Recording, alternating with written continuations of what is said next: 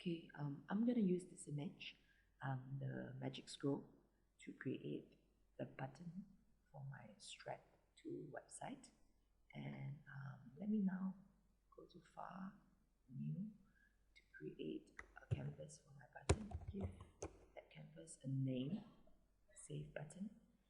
And for the width and height, I'm going to do it by setting it to 200 by 100 with 96 pixels per inch as a resolution. Make sure that the contents of the canvas is actually set to transparent, and I click OK. So now this is my canvas. I will have to pull my scroll image into my canvas. Okay, so pull that layer in. And since the canvas is much smaller than the image itself, I will have to do some resizing. So first of all, let me maximize this window. Okay, now I'll do resizing. Make sure that my move tool is being selected, and I'll check on show transform control. Okay, and through the handle here, I will click and drag to resize it to appropriate size, and I'll move it. Alright, so keep resizing it until the point that you are happy with the size of the image fitting inside the frame of the canvas. Okay, I'm happy with that, and I just click on the check here to commit my changes. Okay, and I want to remove parts of the background that is actually showing it up in white. So I use the magic wand tool. Okay, and I click on the white area. Okay, and of course I can always adjust the tolerance. Okay, now it seems to be selecting more than it should, so let me set this to tolerance 10. Okay, and click somewhere else, click back again. Alright, if I'm happy with this, I'll just press delete. Okay, and there's my scroll. Okay, and I want to now deselect my region by pressing Ctrl D. Right, now I'm ready to actually fit in the text. Okay, but before I do that, let me create a new layer to move my text.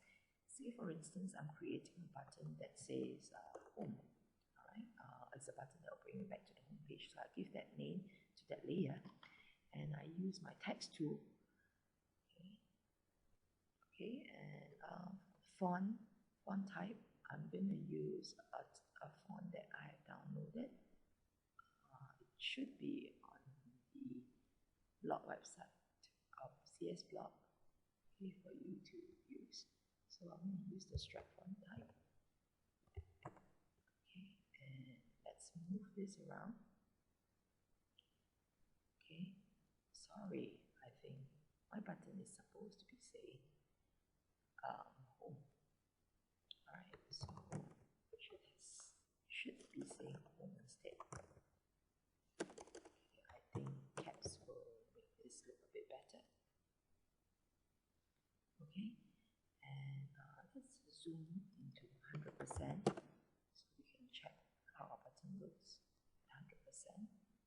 Okay, yep, looks quite nice. Okay, so this is my button view whenever it's not being checked, not being clicked. Okay, and I'll create now a new layer.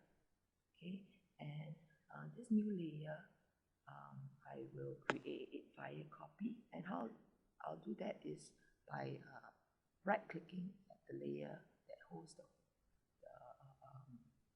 whole layer, and I'll do a duplicate layer. Okay, and in this new layer, I'm going to call it home over, which stands for the hover over look and feel of the particular button. I just click OK. Alright, so now I have two layers. Okay, and I'm going to work on the home over layer. So for the moment, I'm just going to hide my home layer, and what I really want to do over here is to actually apply a layer style And let's try a stroke. Okay, and making sure that well, now my look and feel of my button will look a bit different whenever the user actually tries to hover around it or try to click it. Okay, so this will, I can change the color, okay, to blue. Perhaps let's say I'm going to stick by this, and I can also do things like inner glow of my text. Okay, making sure that I'm actually only selecting my text layer and I'm actually applying this layer style on that text layer. Okay, so I'm going to do a few settings that seems quite okay. So I'm going to use open emboss and I click OK. Now let's play around with all the options provided by the layer styles. Okay, so now I have two different versions of the button. The one that is by default, and how do I show that up? I actually just disable the home mover layer, and this is the original version of the button. And whenever my user actually hovers its mouse over the button, okay, I will show up this particular version. Okay, and sometimes if you want that popping effect, okay, what you can do is that you can, in this particular version, okay, home version, I can move it a little bit upwards, so that it looks as though that the word actually moved a little. Okay, and now I'm going to save these two buttons as separate images. So let me just save this one first. Go to File, Save for Web and Devices.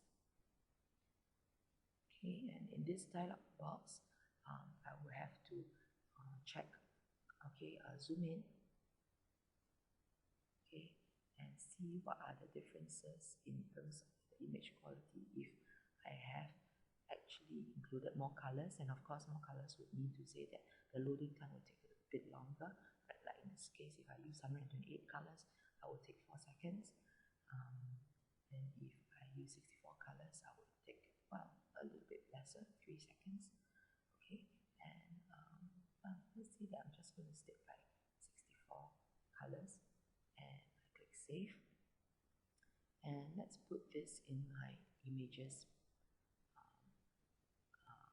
buttons folder, and let's call it button home new or new home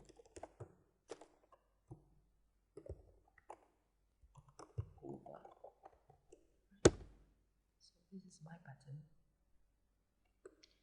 and now I should actually disable or make invisible the home mover layer and show up the original version of the home button.